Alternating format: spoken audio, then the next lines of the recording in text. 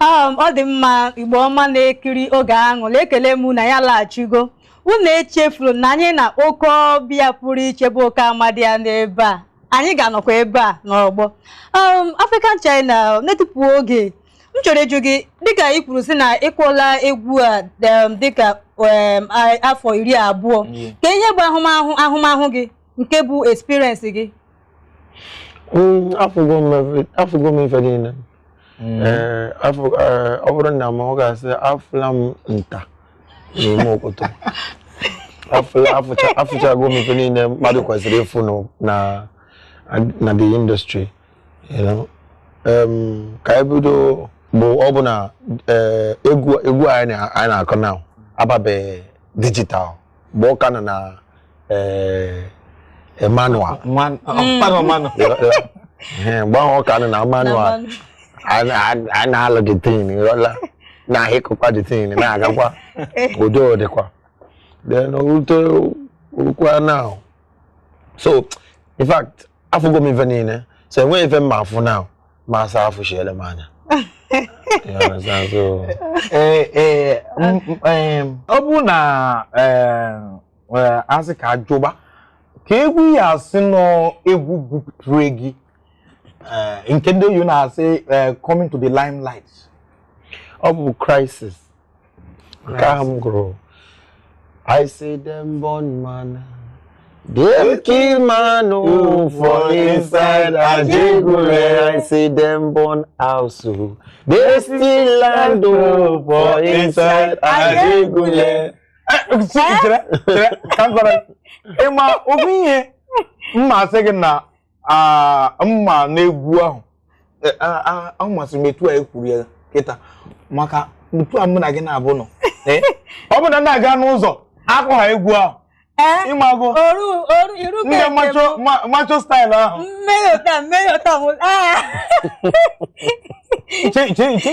che ka njụọ ịma mgbe ahụ ị kụrụ egwu ahụ ịmasị na egwu nnọọ etu ahụ mgbe ahụ na o mepụtabago ego mana ihe asị na ọ nyere gị ihe ị chọrọ n'egwu. Yes, and yes, no. Yes. Manchester now, because Bom Groda Igua, Amam na Diego got the very big like this. Then Buchaze Oruze at the peak, Diego knows everywhere. Then all mom just support Diego. Diego Bupotramo, Diego may be introduced to the industry. Then Obuze why not the name now support here with Mr. President. Aficanchina, dịka o nwere egwu ọhụrụ m na anụtụ ugbu a nke nna ọtachaghị nke ha na-akpọ Letter to Mr. President. Ma ilekwana anya n'ime ya egwu gị na-abụkarị ihe site na politics. So melanya ugbu a ka ihe mere nụ ọ ihe batara gị n'obi iji kụọ egwu ahụ nke ha sị Letter to Mr. President. Ọ bụ na o nwere ozi chọrọ izi Mr. President ma ọ ga-abụ gị. Ọ na-achọrọ gị baikwu onye nwa na-akpọ politics. Ịma na ebe a ka ọ na-ejede ndị otu anyị ụmụmakwa. Mba, mụ achọrọ ịba politics mana ịchọrọ ito m afa ịkpọ m the mouthpiece of the people. Wow, that's more a political critics or if I look him na mekaribu na more nene hindi da na achai hindi ha na eme na adịrọ mma adim ka onye na-eti ha on check. Okay. Yeah, now. So then the letter to Mr. President, but a message mnenye or ajuju na aju because this thing wa ajuju ohaneze mandibo man as long as Igbo onye Nigeria here the question na nime no be onye ọbụla. Yes, and in of my afuna most times ebe a na-anọ karị na-ekwu ụdị okwu abụ karị na kọna ebe a na-aṅụ ebe a na-ere newspaper. Exactly, ebe a na-ere newspaper, and most of ndị na-achị anyị na-ezi oji ha jite anyị nwa a na-enweli ike ịgwa ndị mma ihe ndị a chọrọ ihe ndị a na-ekwu yola because ha na-emekarị ihe ndị oyibo na-akpọ eye service. Yes. Ha nọkọta na-eme eye service. Ọ sị gị ihe niile dị mma na constituency and ha na-echefukwa na atamu n'ime obi ha nwee kwere pụtakwu and ha na-echefukwa na ha nwakwa na arụrụ anyị nwa ọrụ maka ha kwesịrị iwe ozi anyị nwa na-eji jekwuo onye na-achị anyị yola. So more is the medium of my own profession now. Yes. Kamji now I told me now I got through this now. I'm trying to get direct. So now I had to go the letter. Then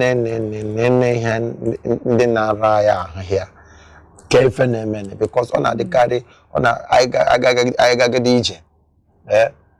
Then the next minute to step one. To zero steps. So only when me were.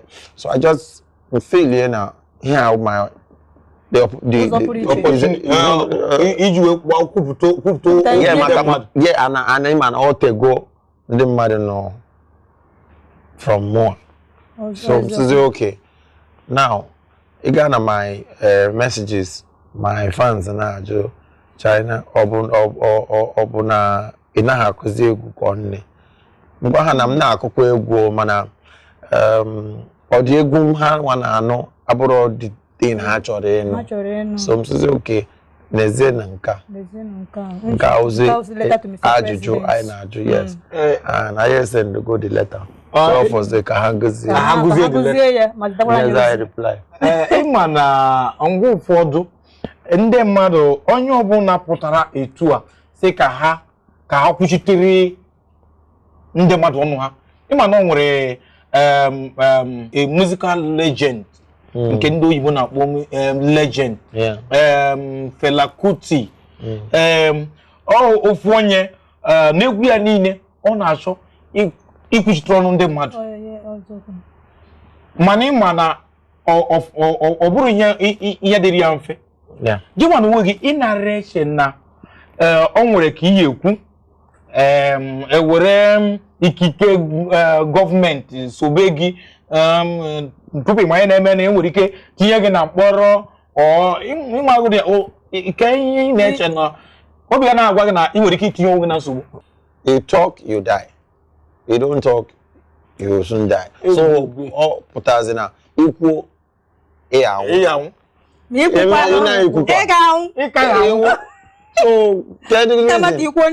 ka onye ahụ kwuo dị okwu ka m kwuo dị okwu nwa dị ọnwụ ọ bụrụ gị ikwu ka eji echeta honestly because ọ ji ekwu nwoke gị nwụọ ka were cheta gị mana enweghị ihe dị n'ime ya enweghị ihe dị n'ime ya because one make go up my mind. I told me the too selfish. I told me the anyunku. So if I'm na checkmate here, you understand? And one, I choose going to Mchoribi. I want to live a clean life. Mchoribi a normal life. Mchoribi that life that will be satisfied with every single little pain I have. Biko nwa da kan jugo di ajụjụ o nwere ihe a na-adị agbagozu onye ọbụla anya ana ma no ofinye ya bụ ọ bụ na ndị na-akụ egwu mmeri ya anya ha yi ego mkpụrụ obi ndị mmadụ ka ihe kpatara na iwu na-atọ onye mmadụ 10 kụọ egwu mee ya n'ihe onyonyo mmadụ ite naanị n'ime ha na-egosi ndị gba ọtọ ọ pụtara na enwere ike ịkụ egwu egosighị ndị gba ọtọ ọ pụtara na enwere ike mmadụ ma igosi ya n'onyonyo ụmụ nwaanyị ya nọ na ya eyiri akwa ihe na-aka ewutekarị m ada kwụ na ụmụ nwoke ya eyikwa akwa mgbe ụfọdụ ha eyi dịrị nke a na-akpọ sutu ihe na-ewute gị nwoke ma ọ na-ewutekwa mụ nke na-ewute mụ akwa mbụ nwada bụ si na a ga na-akụ egwu ha na-eme na-agba ọtọ ndị ọzọ na-agba ọtọ ndị ọcha na-agba ọtọ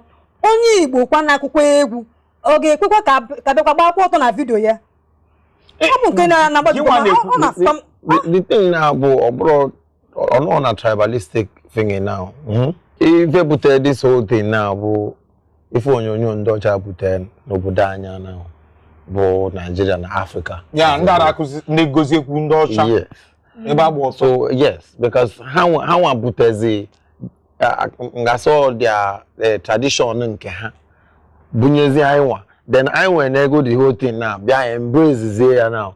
Or this ka or sex ne lazy funny. Ma o go dem na-ekwu nke na-ekwu ile ya n'ime ya ma nke kwesịrị ịgba ọtọ maka na ekwesịrị ịgba ọtọ a na-agbazi ọtọ ọ pụtara na ọkwa ndị ihe TV ahụ kwa na-asị ha ụtụtụ na-emekwa vidio a ga-esitere ihe dị otu ahụ onye na-akụ egwu mụ achọrọ ịkụpụta egwu m na ọmchọ ka vidio m pụta ka ndị mmadụ nne ya mma ga-egwu ahụ oke ihe a bụ ojiji nchọ ka ndị mmadụ ji ele m mkpepụta otu egwu m adị m ọwọ gaghị agba nke nsokwa gị na the musical director unu nọkọ kpajie ya then fine n'ihi na mana ọ na-adịghị ka o ye wetu etu ọrụ anyị esi yere maka na itinyere ndị gba ọtọ ya my brother ịjụọ m onye ka m ma ajụ